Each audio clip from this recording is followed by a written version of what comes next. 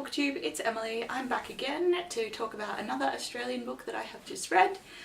This time it is The Zigzag Effect by Lili Wilkinson. This is a young adult contemporary about a teenage girl called Sage who's just moved to Melbourne from Queensland with her family.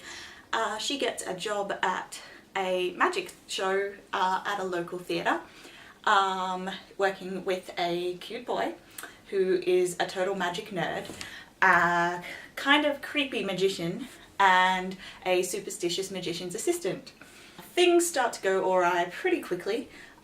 She gets locked in a storeroom with the cute assistant. The magician himself goes missing. The assistant is sure that the show is cursed, and things just keep going wrong from there. This book really appealed to me the second I read the blurb, because as an 8-year-old I was super into magic and I was certain that I would grow up to be a famous magician myself. So when I learned that this was a book set in a magic show, I wanted to read it, see if, you know, it taught me a little bit more about the magic industry, or even if it didn't, just knowing that it was set in a theatre and in a magic show was cool enough. The book did teach me things about magic that I didn't know before. It doesn't really give away any secrets about well-known tricks. It's more Sage sort of trying to guess. It does explain some things, so bear that in mind if you're absolutely like, no, I don't want the magic ruined, then, you know, maybe don't read it.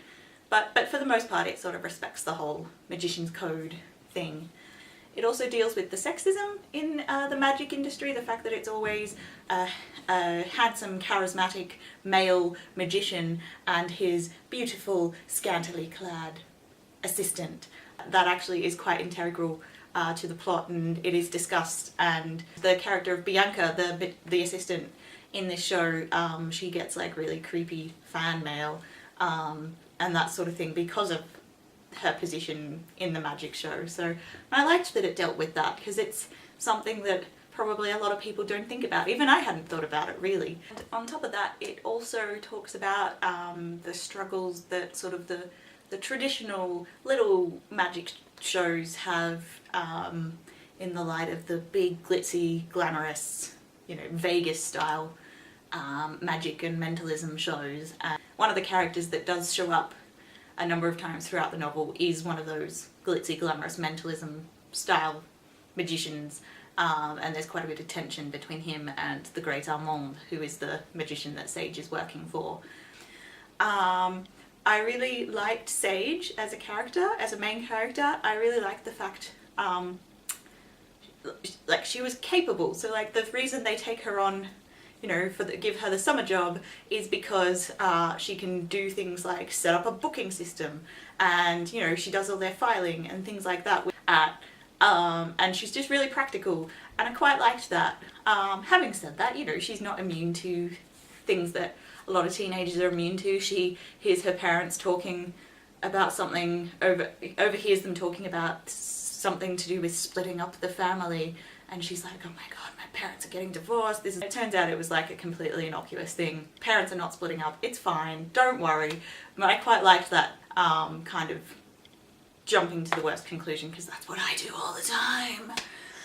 Sage is also interested in photography, and throughout the novel she's taking a photography class. The story draws parallels between the illusionist, the magician, making us think that he's performing real magic when in fact it is all tricks and smoke and mirrors, and also photography is kind of the same one. And Sage's photos include trying to photograph the theatre ghost that Bianca keeps telling her about. That's one of the plot threads throughout, is like, oh, is there the theatre ghost? You know, what, we heard strange noises, what's going on? Maybe it's the theatre ghost kind of thing.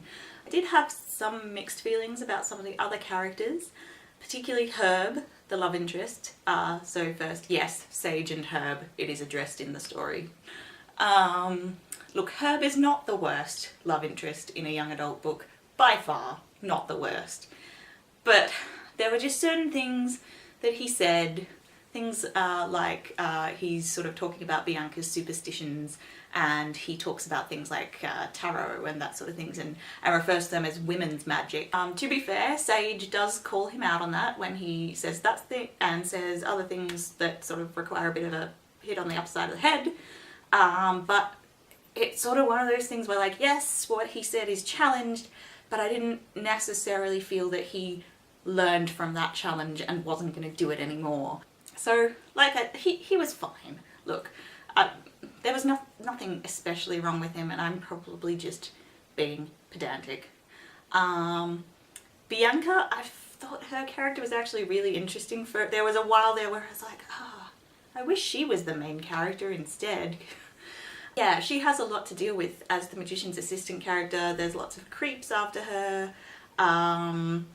She actually comes from her parents were a magician and magician's assistant, and her mother was treated really badly by her father, so she sort of got all that baggage. And that's definitely informed her as a person. She gets to do more in sort of the later part of the book, and it was good to see her having a bit more to do, and I think that actually helped with my enjoyment of the book. The first half of the book, it does take a while to get going. It's establishing who the characters are, why they're here, all their dynamics.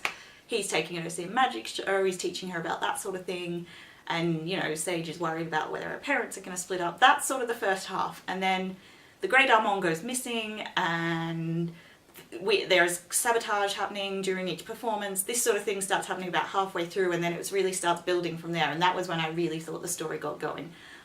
So it's well written the whole way through, but I felt that the stakes didn't really get as high as they needed to be until part of the way through. But it does finish strongly. Once it sort of builds up to that, it does finish quite strongly. Once it's established who the saboteur is and the way it's dealt with, I thought it was quite satisfying. I thought it was a good ending. Some people might be a bit iffy about it, but I don't want to spoil anything, so I'll just leave that there. It could divide readers, I don't know. There's only one other thing that I wanted to talk about, and I'll be honest, this is me being pedantic. There's really only the 5 characters in the book. There's the Great Armand, there's Sage, Herb, Bianca, and Simon, who's the glitzy Vegas star magician that I mentioned, who's also there. And then there's like Sage's parents and her brother, but they're sort of off doing other things. What I couldn't work out, I kept on saying, where are the theatre staff? Because it baffled me that it seems to be the 4 of them running the show. There's no theatre management, there was no technical assistance for, like, Herb and Sage seem to be doing the lights and the backstage crew and the props, managing props, and it was all done by them, which is just not how it works.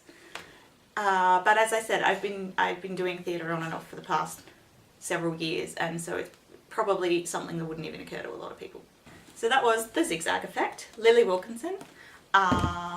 Let me know if you've read this book or if you think you might like it, and I'll see you next time.